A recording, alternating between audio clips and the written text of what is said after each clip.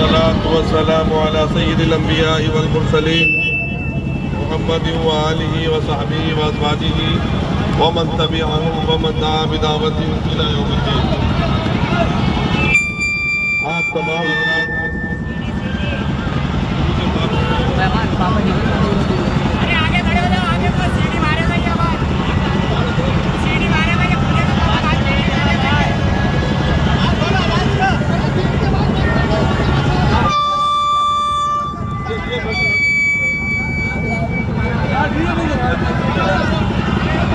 الحمدللہ تمام تعریفیں اللہ رب العزت کے لیے ہیں جو ہم سب کا سارے عالموں کا رب ہے، بڑا مہربان نہایت رحم والا ہے۔ درود و صلاۃ و سلام ہو سید الانبیاء خاتم النبیین رحمت للعالمین سیدنا محمد الرسول اللہ صلی اللہ علیہ وسلم پر، آپ کے اہل بیت اعظام صحابہ کرام آپ کی جو اتباع کریں، آپ کی اتباع کی طرف بلائیں، ان سب پر۔ میرے عزیز بھائیوں اور بہنوں اور پیارے بچوں، آج کا دن عید میلاد النبی ہے، سرکار کی آمد کا دن ہے۔ میرے عزیزوں، اگر آپ دنیا میں تشریف نہ لاتے تو دونوں عیدیں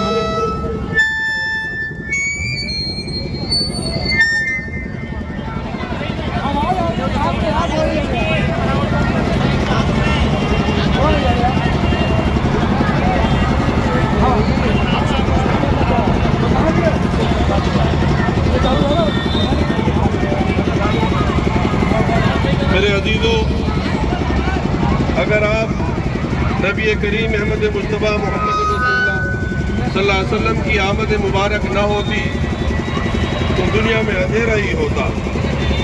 آپ نے انسانیت کی تعلیم دی، آپ نے غریبوں، یتیموں، بے سہارا اور مسکینوں کو سہارا دینے کی تعلیم دی۔ در حقیقت ہمیں یہ دونوں عیدیں، عید الفطر و عید الاضحیٰ، اسی عید میلاد النبی کی وجہ سے ملی ہے۔ میرے عزیزوں، مجھ سے کسی نے سوال کیا تھا کہ دو عیدیں ہوتی ہیں، عید کیا ہے؟ تو میں نے انہیں جواب دیا کہ یہ دو عیدیں، عید الفطر اور عید الاضحیٰ، اسی عید میلاد النبی کی وجہ سے ہمیں ملی،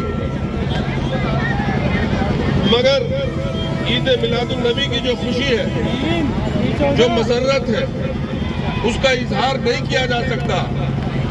سرکار کی محبت پر جان و دل اور اولاد مال سب پناہ ہے، سب آپ کی محبت کے لیے نظر ہے، کیونکہ آقا نے فرمایا ہے کوئی شخص اس وقت تک کامل مومن نہیں ہو سکتا جب تک کہ وہ اس کے نزدیک میں اس کی اولاد سے، خود اس کی جان سے اور تمام لوگوں سے زیادہ محبوب نہ ہو جاؤ۔ الحمدللہ نبی پاک علیہ السلام سے محبت کرنے والے اپنی جان و مال اور اولاد اور تمام لوگوں سے زیادہ آپ سے محبت کرتے ہیں۔ اب بہت کچھ بدل گیا، ہمیں اپنی زندگیوں میں نبی پاک علیہ السلام سچی تعلیمات لانا ہے۔ آپ نے مکہ مکرمہ میں جس طرح سے اب و درگزر کا، دوسروں کے ساتھ حسن سلوک کا معاملہ کیا ہے، ہمیں وہ اختیار کرنا ہے۔ اور ہمارا جلوس ایک شہر کا، اس شہر کا، رامپور ضلع کے شہر کا ایسا جلوس ہو کہ سارے ملک میں ہمارے پیارے وطن میں اس کی مثال دی جائے۔ ہمارے راہگیروں کو پریشانی نہیں ہونی چاہیے، نبی صلی اللہ علیہ وسلم نے فرمایا بیماروں کو پریشانی نہیں ہونی چاہیے، اور ہمارے جلوس میں ہر طرح کی محبت نچھاور کرتے چلیں، محبتیں لٹاتے چلیں، اور اپنے وسعت قلبی کا مظاہرہ کریں۔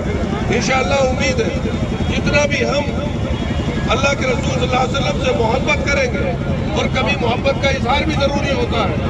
میں کہتا ہوں کہ آج کے حالات میں نبی پاک علیہ السلام کی محبت کا اظہار بھی ضروری ہے، اس لیے محبت کے اظہار کے لیے ہمیں حضرت ابوبکر صدیق رضی اللہ عنہ کا جو طریقہ ہے اس کو اختیار کرنا ہے کہ آپ کو جب غار ثور میں آپ قیام پذیر تھے، ایک سانپ نے کئی بار ڈسا، لیکن حضرت ابوبکر صدیق رضی اللہ عنہ نے حرکت نہیں کی کہ آقا کو زحمت اور تکلیف نہ ہو۔ میرے عزیزوں، انسانیت کے لیے میرے نبی نے بہت تکلیفیں اٹھائی ہیں کہ انسانیت نجات پا جائے۔ آپ نے پوری زندگی شکم زیر ہو کر کھانا نہیں کھایا۔ آپ نے یہ پیغام دیا، آپ خود یتیم تھے لیکن ساری دنیا کے یتیموں کے بارے میں آپ نے حسن سلوک کی تلقین فرمائی۔ میرے نبی نے خواتین کی عزت کرنے کے لیے فرمایا۔ میرے نبی نے اپنے گھر سے حضرت فاطمہ رضی اللہ عنہ، حضرت عائشہ صدیقہ رضی اللہ عنہ کے ساتھ حسن سلوک کی وہ مثال پیش کی ہے کہ قیامت تک لوگ اپنی بیٹیوں سے، اپنی اہل و عیال سے محبت کرنا سنت سمجھتے ہیں اور سنت سمجھتے رہیں گے۔ میرے عزیزوں، آپ نے خود روزہ رکھ کر بھوکوں کو کھانا کھلایا۔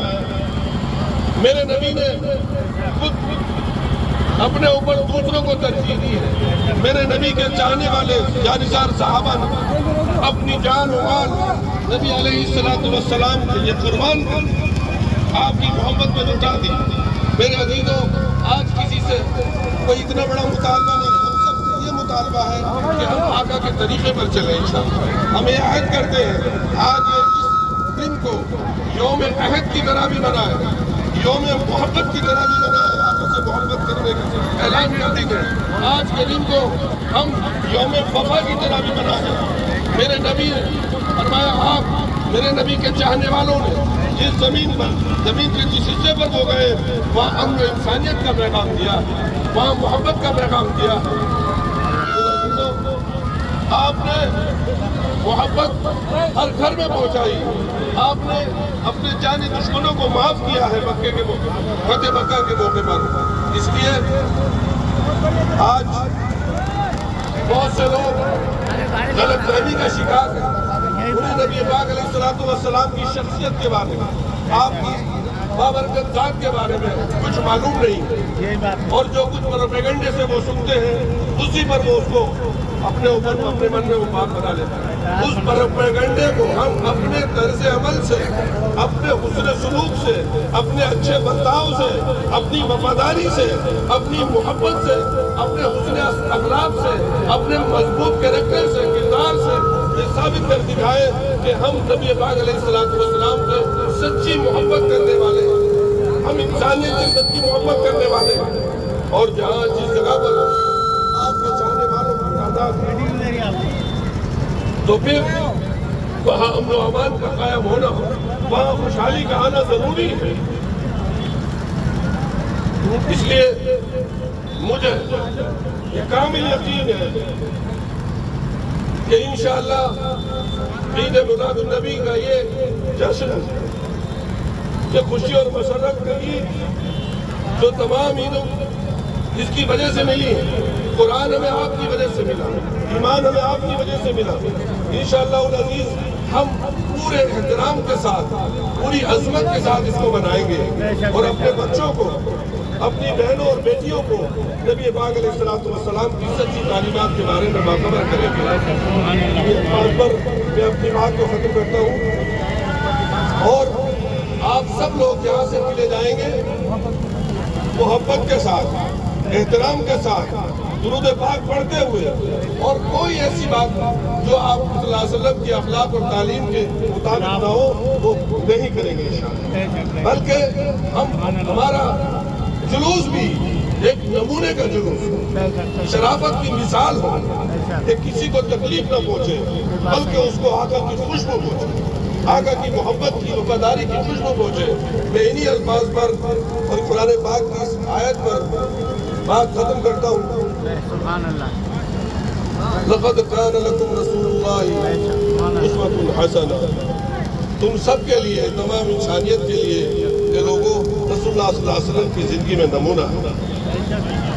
الذين يتبعون الرسول النبي الأمي الذي يجدونه مكتوبا عندهم في التوراة والإنجيل۔ وہ نبی علیہ السلام جس کی اتباع کرتے ہیں اور جس کے بارے میں لکھا ہوا ہے توراۃ اور انجیل میں، وہ نیکیوں کا حکم کرتے ہیں، برائیوں سے روکتے ہیں۔ اس لیے اللہ رب العزت آپ سب کی اس آمد، اس جذبے کو قبول فرمائے۔ وآخر دعوانا الحمدللہ رب العالمین۔ نعرہ تکبیر، نعرہ